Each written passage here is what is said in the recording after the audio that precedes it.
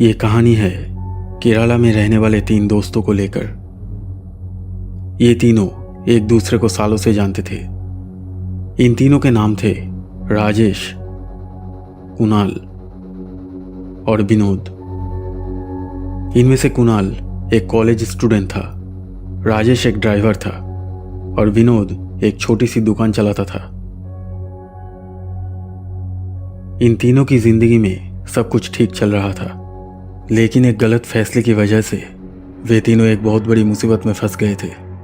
दरअसल कुछ महीने पहले तीनों दोस्तों ने अपने सपनों को पूरा करने के लिए और ज़्यादा पैसे कमाने के लिए ये फैसला किया था कि वो सब विदेश जाएंगे नौकरी करने के लिए। और इसी चक्कर में एक फ्रॉड कंपनी उन तीनों से 30 लाख रुपए लेती है और झूठे सपने दिखाकर फरार हो जाती है। और ये 30 लाख रुपए उन तीनों ने बैंक से लोन लिया था, कुछ ना कुछ गिरवी रखकर। विनोद ने अपनी दुकान के कागजात गिरवी रख दिए थे, कुणाल ने अपने घर की ज़मीन गिरवी रखी थी और राजेश ने अपनी जीवन भर की जमा पूंजी लगा दी थी। और अब उनके पास अपने जीवन को बेहतर बनाने का कोई और मौका नहीं था।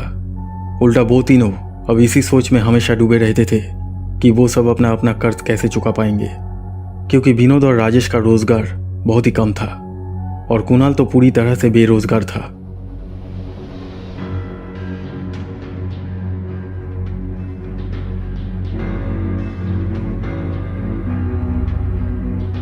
एक दिन तीनों दोस्त एक साथ बैठकर बातें कर रहे थे। अगर मेरी दुकान चली गई ना तो मैं किसी को मुंह नहीं दिखा पाऊंगा। और जिस दिन बैंक वालों ने हमारी ज़मीन ले लेंगे उस दिन हम कहाँ जाएंगे, ये सोचा है?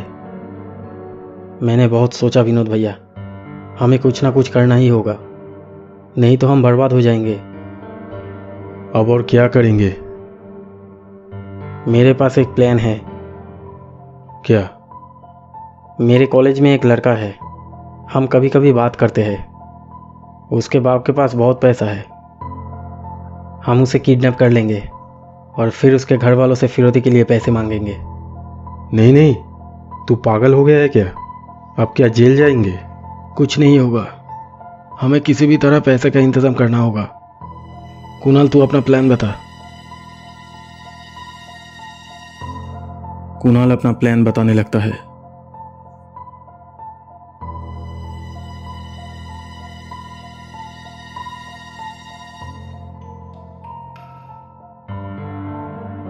राजीव एक बिजनेसमैन का बेटा था। राजीव उसी कॉलेज में पढ़ता था जिस कॉलेज में कुणाल पढ़ता था। बेचारा राजीव को यह अंदाज़ा भी नहीं था कि उसके साथ कुछ गलत होने जा रहा था।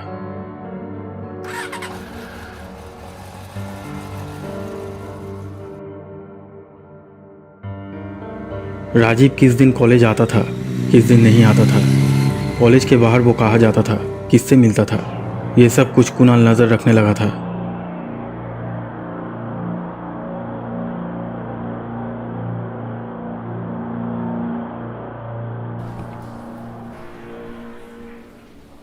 एक दिन जब राजीव कॉलेज में था तब कुणाल वहाँ आता है। राजीव, अरे मैं तुझे ही ढूंढ रहा था। दरअसल 20 तारीख को मेरा बर्थडे है, इसलिए घर में एक छोटी सी बर्थडे पार्टी ऑर्गेनाइज़ किया है। मैंने अपने सभी दोस्तों को इनवाइट कर लिया है, सिर्फ तू ही बाकी था। तो 20 तारीख शाम 5 बजे पार्टी में तुझे ज़रूर आना होगा। मैं अपना घर का लोकेशन तेरे व्हाट्सएप पर सेंड कर दूंगा। ठीक है, मैं कोशिश करूँगा। नहीं नहीं, तुझे आना ही होगा। अगर तू मुझे अपना दोस्त मानता है तो तू पार्टी में ज़रूर आएगा। अच्छा ठीक है, मैं आऊँगा। चल।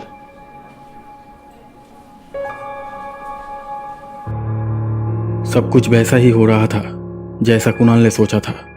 कुणाल ने राजेश का घर का पता राजीव को दिया था, क्योंकि राजेश के घर में राजेश के अलावा और कोई नहीं रहता था। कुणाल, विनोद और राजेश उस दिन राजीव के आने का बेसब्री से इंतजार कर रहे थे, जिस दिन कुणाल ने राजीव को अपनी पार्टी में आने के लिए कहा था।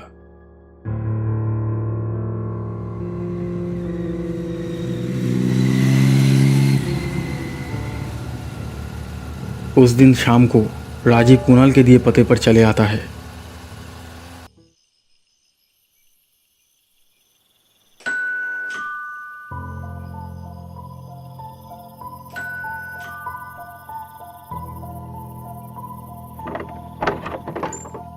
राजीव को देखकर कुणाल बहुत खुश हो जाता है।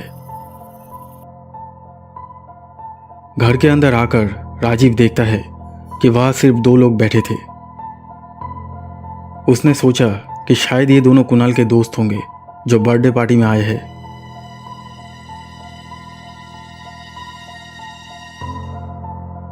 इसके बाद कुणाल एक ड्रिंक्स लेकर आता है और राजीव को देता है।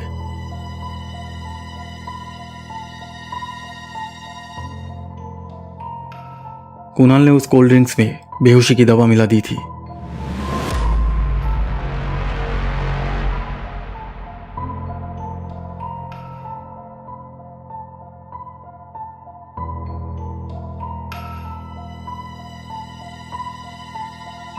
उस कोल्ड ड्रिंक्स को पीने के कुछ देर बाद कुणाल को बहुत नींद आने लगती है और वो बेहोश हो जाता है।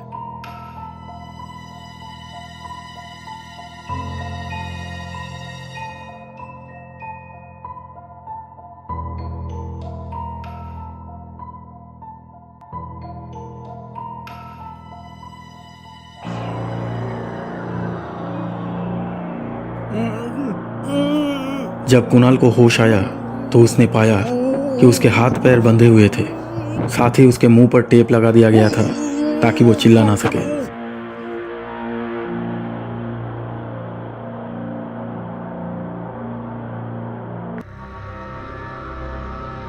इसके बाद कुणाल फिरौती की रकम मांगने के लिए राजीव के परिवार को फ़ोन करता है। कुणाल कहता है कि अगर 1 हफ्ते के अंदर 50 लाख रुपए उसे नहीं मिले तो राजीव नहीं बचेगा, और ये भी कहता है कि कोई भी पुलिस को खबर देने की गलती ना करे। राजीव के घर वालों को पहले तो इस सब पर यकीन ही नहीं हुआ, लेकिन बाद में उन्हें सच्चाई का पता चल जाता है। राजीव के पिता के पास इतने पैसे नहीं थे, लेकिन कुणाल और राजेश कुछ भी सुनने को तैयार नहीं थे। जब भी राजीव को होश आता था तब उसे ज़बरदस्ती कुछ खिला पिला कर फिर से उसे नींद का इंजेक्शन दिया जाता था।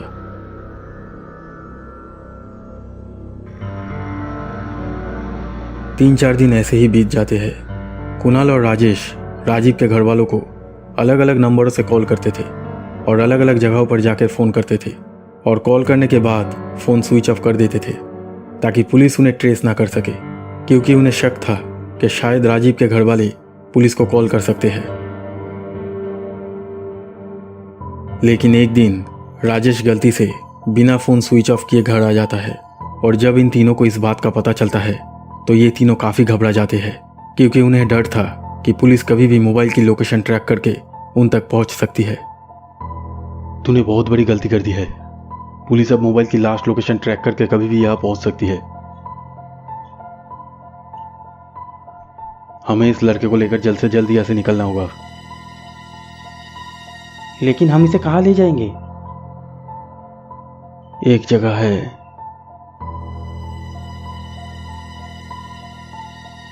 राजेश उन सभी को घर से बहुत दूर एक पुरानी बिल्डिंग में ले आता है। पहले ये बिल्डिंग एक अस्पताल हुआ करता था, लेकिन बाद में एक नया बिल्डिंग बनने के बाद इस पुराने अस्पताल को खाली करके ऐसे ही छोड़ दिया गया। तब से ये एक अबंडेंट हॉस्पिटल बन गया। राजेश ने कई बार लोगों के मुंह से इस अस्पताल के बारे में सुना था कि ये एक हॉन्टेड हॉस्पिटल है, और इस वजह से लोग इस सुनसान बिल्डिंग के पास से भी गुजरने से डरते हैं। लेकिन राजेश भूत प्रेत पर विश्वास नहीं करता था।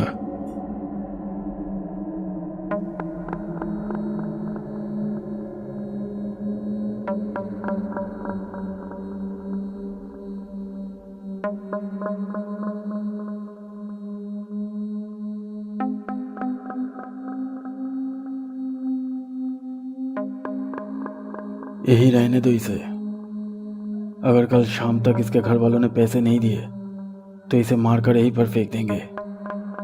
अगर हमें पैसे मिल भी जाए तो भी हमें इसे मारना ही पड़ेगा, क्योंकि यह हम सबको पहचानता है।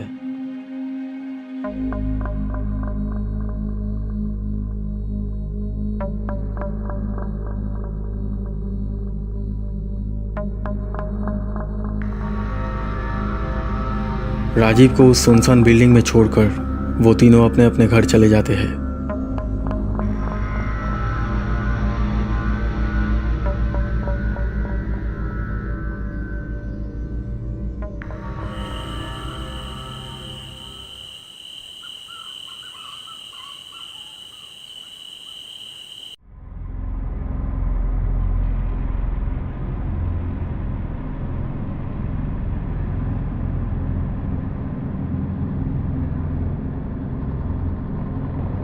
रात को 2 बजे राजीव को होश आता है।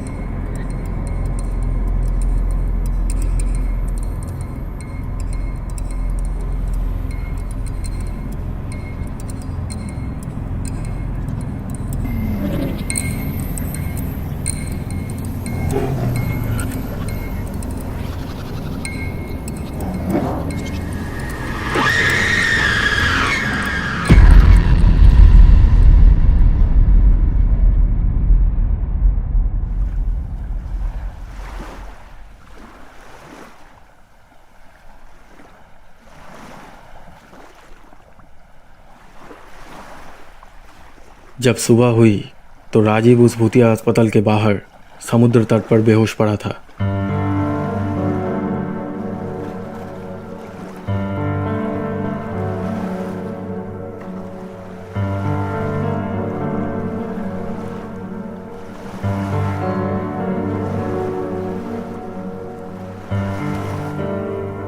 कुछ मछुआरे राजीव को देख लेते हैं और आखिरकार राजीव बच जाता है और पुलिस उसे उसके घर ले आती है। बाद में राजीव को पता चला कि वो अबंडन हॉस्पिटल सी बीच के बहुत ही करीब था। राजीव ने पुलिस को सारी बात बताई। उसके बाद कुणाल, राजेश और विनोद को पुलिस ने गिरफ्तार कर लिया था।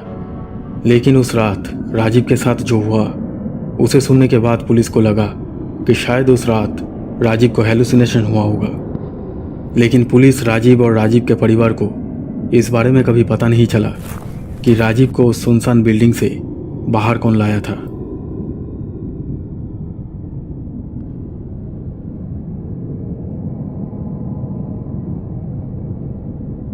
थैंक्स।